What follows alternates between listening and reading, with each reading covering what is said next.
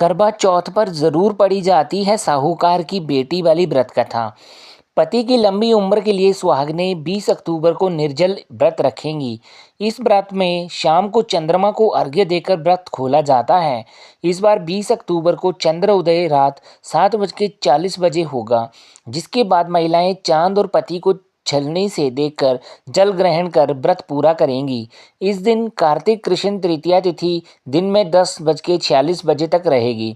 उसके बाद चतुर्थी तिथि लग जाएगी। इस दिन शाम को शुभ मुहूर्त में कथा सुनकर और मिट्टी के करबे में सीख डालकर चंद्रमा का अर्घ्य या चंद्रमा को अर्घ्य दिया जाता है। इस व्रत में साहूकार के 7 बेटों और 7 बेटियों वाली कथा पढ़ी जाती है। यहाँ पढ़ें साहूकार के 7 बेटों और 7 बेटियों वाली कथा। एक साहूकार के 7 लड़के और एक लड़की थी। साहूकार के बेटे अपनी बहन से बहुत प्यार करते थे। साहूकारनी के साथ उसकी बहुओं और बेटी ने चौथ का व्रत रखा था। चौथ का व्रत में चांद देखकर ही व्रत खोलते हैं। रात को जब साहूकार के लड़के भोजन करने लगे तो उन्होंने अपनी बहन से भोजन के लिए कहा। इस पर बहन ने बताया कि उसका आज व्रत है और वह खाना चंद्रमा को अर्घ्य देकर ही व्रत खोल सकती है और कुछ खा सकती है। सबसे छोटे भाई को अपनी बहन की हालत देखी नहीं गई और वह दूर पेड़ पर एक दीपक जलाकर छलनी की ओट में रख देता है।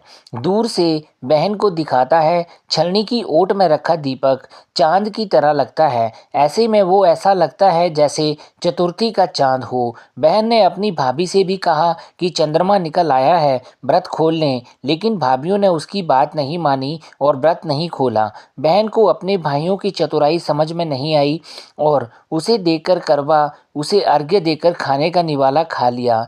जैसे ही वे पहला टुकड़ा मुंह में डालती है उसे छींक आ जाती है। दूसरा टुकड़ा डालती है तो उसमें बाल निकल आता है और तीसरा टुकड़ा मुंह में डालती है तभी उसके पति की मृत्यु का समाचार उसे मिलता है। वे बेहद दुखी हो जाती हैं। उसकी भाभी सच्चाई बताती है कि उसके साथ ऐसा क्यों हुआ। व्रत गलत तरीके से टूटने के कारण माता उससे नाराज हो गई हैं। इस पर वे निश्चय करती है कि वे अपने पति का अंतिम संस्कार नहीं करेगी और अपने सतीत्व से उन्हें पुनर्जीवन दिलाकर रहेगी। शोकातुर होकर वे अपने पति के शव को लेकर 1 वर्ष तक बैठी रही और उसके ऊपर उगने वाली घास को इकट्ठा करती रही। उसने पूरे साल की चतुर्थी को व्रत किया और अगले साल कार्तिक कृष्ण चतुर्थी फिर से आने पर उसने पूरे विधि विधान से करवा चौथ व्रत किया। शाम को सुहागिनों से अनुरोध करती हैं कि यम सुई ले लो, पिय सुई दे दो, मुझे भी अपनी जैसी सुहागिन बना दो, जिसके फलस्वरूप करवा माता और गणेश जी के आशीर्वाद से उसका पति पुनः जीवित हो गया। जैसे गणपति और करवा माता ने उसकी सुनी वैसे सभी की सुने, सभी का सुहाग अमर हो। तो दोस्तों उम्मीद करता हूँ आपको ये कथा पसंद आएगी। ऐसे ही और वीडियोस देखने के लिए सब्सक्राइब करें हमारे चैनल पंकज वॉइस को। धन्यवाद।